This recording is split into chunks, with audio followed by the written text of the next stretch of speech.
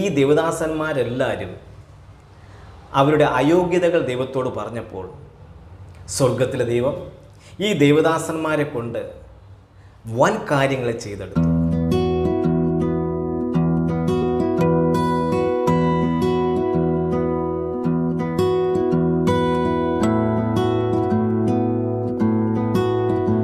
കർത്താവ് യേശുക്രിസ്തുവിൻ്റെ അതിപരിശുദ്ധമായ നാമം വാഴ്ത്തപ്പെടുമാറാകട്ടെ.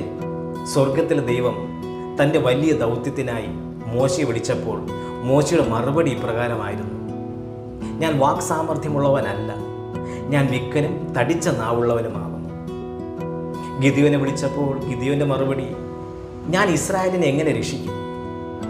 മനശ്ശേയിൽ എൻ്റെ കുലം എളിയതും എൻ്റെ കുടുംബത്തിൽ വെച്ച് ഞാൻ ചെറിയവനുമാകുന്നു. ഇരമ്യാവിനെ വിളിച്ചപ്പോൾ ഇരമ്യാവിൻ്റെ മറുപടി മറ്റൊന്നുമല്ല: എനിക്ക് സംസാരിക്കാൻ അറിഞ്ഞുകൂടാ, ഞാൻ ബാലനല്ലോ എന്ന് പറഞ്ഞു.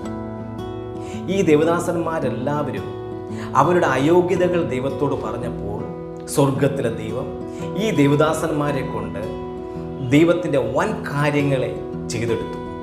അതേ പ്രിയരെ, ഈ വീഡിയോ കണ്ടുകൊണ്ടിരിക്കുന്ന താങ്കൾ, ഞാനൊരു അയോഗ്യനാണ്, ഞാൻ പ്രയോജനമില്ലാത്തവളാണ്, ഞാൻ പ്രയോജനമില്ലാത്തവനാണ് എന്ന് ചിന്തിക്കുന്ന വ്യക്തിയാണെങ്കിൽ ഞാൻ താങ്കളോട് പറയാം, നാം അയോഗ്യരായിരിക്കുമ്പോൾ തന്നെയാണ് സ്വർഗത്തിൽ ദൈവം നമ്മെ തിരഞ്ഞെടുത്തത്.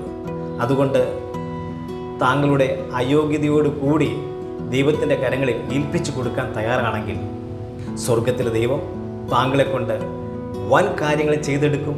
വിശ്വസിക്കുക, ദൈവം സഹായിക്കും. God bless you.